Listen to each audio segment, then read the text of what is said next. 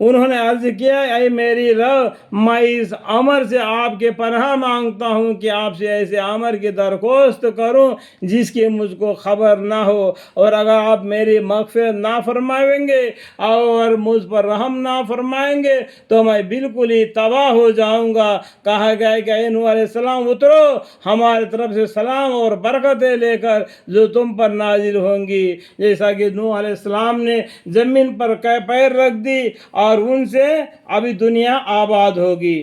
آدم علیہ السلام سے لے کے نوح علیہ السلام کے زمانے تک کے جتنے بھی لوگ دنیا میں آئے تھے سبھی غرق ہو گئے، اور جو نوح علیہ السلام کے کشتی میں سوار تھے بس ان سے یہ دنیا پھیلی۔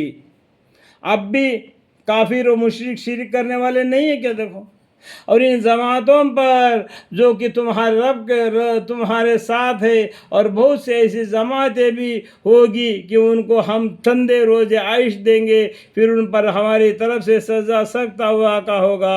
آئندہ آنے والی باتیں اللہ تعالیٰ بتا رہے۔ ابھی تو تھوڑے لوگ زمین پر قدم رکھ رہے اس کشتی سے، تو آگے آنے والی بات کو اللہ تعالیٰ فرما رہے ہیں کہ برکتیں لے کر جو تم پر نازل ہوں گی، اور اترو ان جماعتوں پر جو کہ تمہارے ساتھ ہے، اور بہت سے ایسی جماعتیں بھی ہوگی کہ ان کو ہم چندے روز عائش دیں گے، پھر ان پر ہماری طرف سے سزا سخت واقع ہوگی۔ ایک حصہ منجبل اخبار غیب کے ہے۔ اس وقت پیغمبر صلی اللہ علیہ وسلم تو نہیں تھے، اخبار غیب سے یہ باتیں اللہ تعالیٰ ہمارے پیغمبر صلی اللہ علیہ وسلم کو بتلا رہے ہیں، جس کو ہم وحی کے ذریعے سے آپ کو پہنچاتے ہیں۔ اس کے قبل نہ آپ جانتے تھے اور نہ آپ کے قوم۔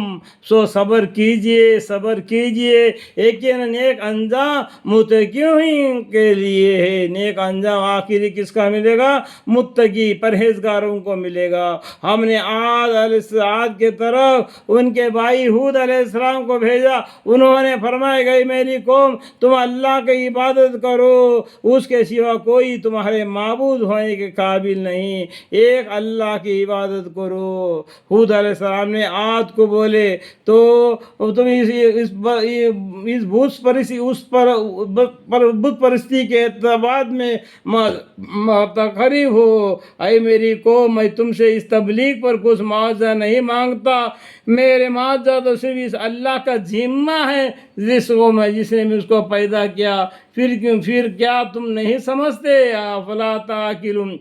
اس طریقے سے ہود علیہ السلام نے عاد کو اور ان کے قوم کو سمجھایا، اور اے میری قوم تو اپنے گناہ اپنے رب سے معاف کرو، اللہ سے معافی مانگو، اللہ معاف کرنے والا غفور رحیم ہے۔ ابھی تو توبہ کا دروازہ کھلا ہے، وہ دروازہ بند ہونے سے پہلے اللہ سے معافی مانگو اور ایمان لا کر ایک اللہ کو راضی کر لو، پھر اس کے طرف متوجہ رہو، وہ تم پر خوب بارش برسائے گا۔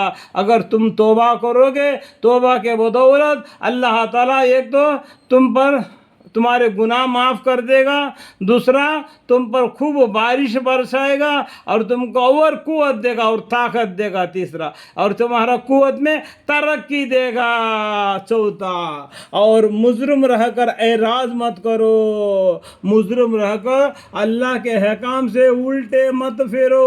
ان لوگوں نے جواب دیا کہ اے ہود علیہ السلام آپ نے ہمارے سامنے کوئی دلیل تو پیش نہیں کی، اور ہم آپ کے کہنے سے تو اپنے معبودوں کو چھوڑنے والے نہیں، دلیل پیش کرو، دلیل پیش کرو، تم پیغمبر ہے بول کے۔ دیکھو اس طریقے سے وہ تمہارے کہنے سے ہم اپنے معبودوں کو چھوڑیں گے نہیں، تم اگر اس دعوے پر سچے ہو تو تم کچھ دلیل پیش کرو، ہم کسی طرح آپ کے یقین کرنے والے نہیں، اگر جب تک تم دلیل نہیں پیش کرو گے آپ کے تو ہم یقین نہیں کریں گے۔ ہمارا قول تو یہ ہے کہ ہمارا معبودوں میں سے کسی نے آپ کو کسی خرابی میں مبتلا کر دیا ہے۔